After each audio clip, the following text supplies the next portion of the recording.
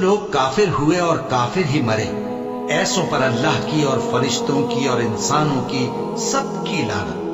वो हमेशा इसी लानत में गिरफ्तार रहेंगे। उनसे न तो अजाब हल्का ही किया जाएगा और न उन्हें कुछ मोहलत मिलेगी। और लोगों, तुम्हारा माबूद एक ही माबूद है, उस बड़े मेहरबान और रहम वाले के सिवा कोई इबादत के लायक नहीं।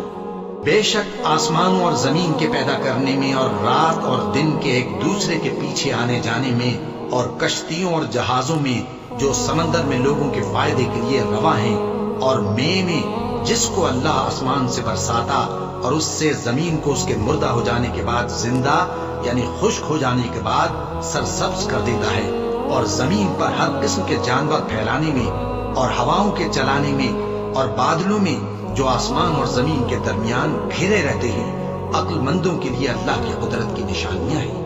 और बाज लोग ऐसे हैं जो गैरुल्लाह को अल्लाह का शरीक बनाते और उनसे अल्लाह की सी मोहब्बत करते हैं। लेकिन जो ईमान वाले हैं वो तो अल्लाह ही के सबसे ज्यादा दोस्तदार हैं।